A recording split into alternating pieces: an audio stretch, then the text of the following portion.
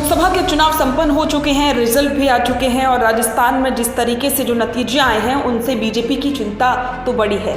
लेकिन साथ साथ में जो अन्य पार्टियां हैं उनकी ज़रूर खुशी के अब दिन आ गए हैं, खास करके एक ऐसी पार्टी के जो कि महज 8 महीने पहले ही राजस्थान की राजनीति में आई है और उस पार्टी का नाम है भारत आदिवासी पार्टी यानी कि बीएपी। आज हम इसी पार्टी के बारे में बात करेंगे। इस पार्टी ने राजस्थान की राजनीति में इतनी जल्दी अपने वर्चस्व को कैसे कायम किया, उस पर भी आज हम बात करेंगे। भारत आदिवासी पार्टी पहले लोकसभा चुनाव में ही बांसवाड़ा डूंगरपुर संसदीय क्षेत्र में रिकॉर्ड वोटों से जीत हासिल करके संसद तक पहुंचने में कामयाब रही है। राजस्थान की राजनीति में महज 8 महीने पहले ही कदम रखा था।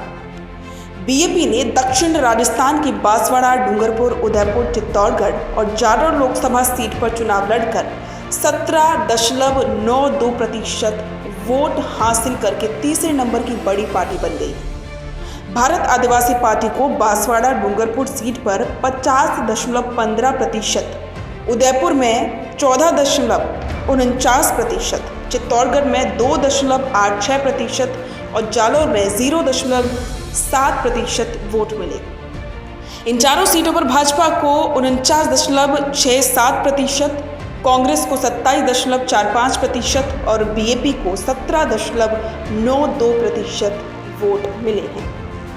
इस हिसाब से बीएपी वागड़ में सबसे बड़ी पार्टी और दक्षिणी राजस्थान में भारत और कांग्रेस के बाद बीएपी तीसरी सबसे बड़ी पार्टी बनकर उभरी है। बीटीपी से शुरू हुआ ये सफर अब और तेज हो गया है।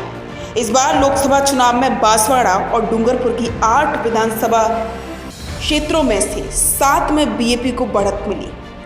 विधानसभा 2023 में वागड़ की 9 से 5 सीटें कांग्रेस को, 2 बीएपी और 2 भाजपा ने जीती थी। उस समय तीनों पार्टियों का वोट शेयर करीब करीब समान था। अब दक्षिणी राजस्थान की 31 विधानसभा सीटों में से भारत आदिवासी पार्टी के 4 विधायक हो गए हैं।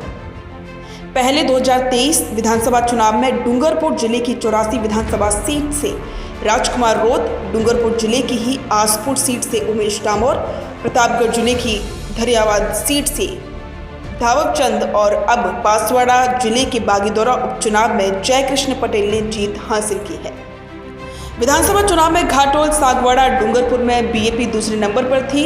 इस लोकसभा चुनाव में बीएपी ने बांसवाड़ा जिले की बागदौरा, कुशलगढ़, घाटोल, गढ़ी, सागवाड़ा, 84 और डूंगरपुर विधानसभा सीट पर लीड ली थी।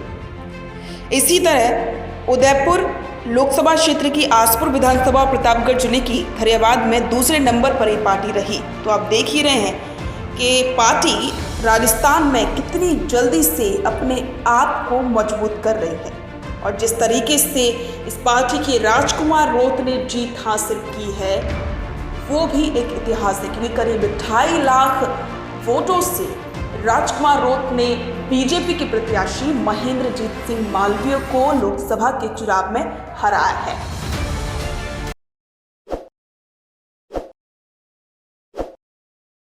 ताज़ा खबरों के लिए विजिट करें द फैक्ट इंडिया की वेबसाइट और डाउनलोड करें द फैक्ट इंडिया ऐप।